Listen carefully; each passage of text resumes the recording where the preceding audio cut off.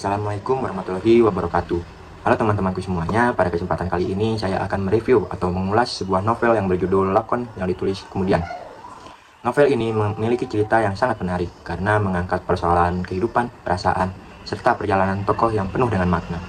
Melalui ulasan ini, saya akan membahas identitas novel, sinopsis, apresiasi, hingga keunggulan dan kelemahannya. Perkenalkan, nama saya Dimas Muhammad Firdaus dari kelas C Pendidikan Bahasa Indonesia dengan NPM 252121111141. Di sini saya akan menyampaikan ulasan mengenai novel Lakon yang ditulis kemudian sebagai bentuk apresiasi terhadap karya sastra Indonesia. Yang pertama ada identitas novel. Identitas novel, judul novel ini yaitu Lakon yang ditulis kemudian dengan karya Pak Boderi Suwandi. Tahun terbitnya yaitu 2024 dan diterbitkan oleh Langgam Pustaka. Genre yang diambil pada novel ini yaitu ada fiksi dan drama kehidupan. Selanjutnya ada sinopsis novel. Novel Lakon yang ditulis kemudian mengisahkan perjalanan kehidupan tokoh-tokohnya yang dipenuhi dengan pergulatan batin, harapan, dan kenyataan hidup yang tidak selalu berjalan sesuai keinginannya. Cerita berpusat pada kehidupan seseorang yang harus menghadapi berbagai persoalan keluarga, hubungan sosial, serta konflik dalam dirinya sendiri. Tokoh utama ini digambarkan sebagai pribadi yang terus berusaha memahami arti kehidupan di tengah tekanan dan perubahan yang terjadi di sekitarnya. Dalam novel ini juga, pembaca diajak menyelami berbagai peristiwa yang menyentuh emosi, mulai dari rasa kehilangan, kekecewaan, hingga perjuangan untuk bangkit dari keadaan yang sulit. Setiap tokoh memiliki kisah dan sudut pandang yang berbeda-beda, sehingga membuat cerita terasa lebih hidup dan realistis. Penulis di sini juga menggambarkan sebagai manusia yang seringkali harus menjalani lakon, kehidupan yang tidak pernah diperkirakan sebelumnya. Dalam novel ini juga, pembaca diajak menyelami berbagai peristiwa yang menyentuh emosi, mulai dari rasa kehilangan, kekecewaan, hingga perjuangan untuk bangkit dari keadaan yang sulit.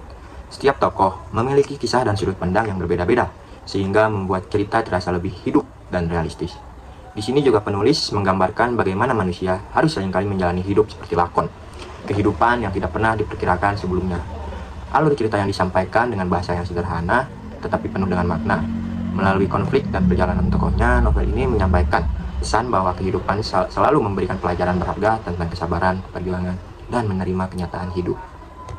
Sebagai bentuk apresiasi tidak langsung, beberapa pakar sastra menjelaskan bahwa karya sastra yang baik adalah karya yang mampu menghadirkan pengalaman hidup dan nilai kemanusiaan kepada para pembacanya. Menurut Jakob Sumarjo, sastra memiliki fungsi untuk memberikan pengalaman batin dan memperluas pandangan hidup manusia. Hal tersebut terlihat dalam novel Lakon yang ditulis kemudian, karena cerita yang disajikan mampu membuat pembaca memahami persoalan kehidupan dari sudut pandang tokoh-tokohnya. Selain itu juga, menurut Burhan Nurjantoro, novel yang baik biasanya memiliki unsur intrinsik yang saling mendukung, seperti alur, penokohan, dan latar belakang yang kuat. Dalam novel ini, penokohan dan konflik batin para tokohnya digambarkan dengan cukup mendalam, sehingga membuat cerita terasa hidup dan realistis. Lalu ada juga pendapat lain yang dikemukakan oleh Welek dan Weren, menyatakan bahwa sastra merupakan gambaran kehidupan manusia yang diungkapkan melalui imajinasi pengarang. Novel Lakon yang ditulis kemudian juga memperlihatkan bagaimana kehidupan manusia penuh dengan persoalan, pilihan, dan emosi yang dekat dengan realitas sehari-hari. Lalu ada pertimbangan. Novel ini memiliki beberapa keunggulan. Yang pertama itu alur cerita yang menarik dan tidak membosankan. Lalu yang kedua, penggambaran tokoh terasa lebih hidup sehingga pembaca dapat memahami karakter masing-masing tokoh. Terakhir, ketiga, novel ini mengandung banyak nilai kehidupan, seperti tentang perjuangan, pengorbanan, dan memahami diri sendiri. Namun, novel ini juga memiliki kelemahannya, yaitu beberapa bagian cerita terasa cukup lambat, sehingga membutuhkan konsentrasi yang lebih saat membacanya. Selain itu, konflik batin yang cukup mendalam mungkin akan lebih mudah dipahami oleh para pembaca remaja atau jenjang dewasa dibandingkan dengan jenjang anak-anak. Sebagai bahan ajar sastra, novel ini sangat cocok digunakan untuk siswa SMA atau mahasiswa karena mengandung nilai moral, sosial, dan kemanusiaan yang dapat dijadikan bahan pembelajaran serta diskusi. Terakhir ada kesimpulan. Sebagai simpulan, novel Lakon yang ditulis kemudian merupakan novel yang menarik dan penuh dengan makna. Cerita yang disampaikan tidak hanya menghibur, tetapi juga memberikan pelajaran tentang kehidupan dan hubungan antar manusia. Saya merekomendasikan novel ini sebagai pembaca yang menyukai cerita drama kehidupan dengan pesan yang mendalam. Sekian review dari saya. Terima kasih atas perhatiannya. Wassalamualaikum warahmatullahi wabarakatuh.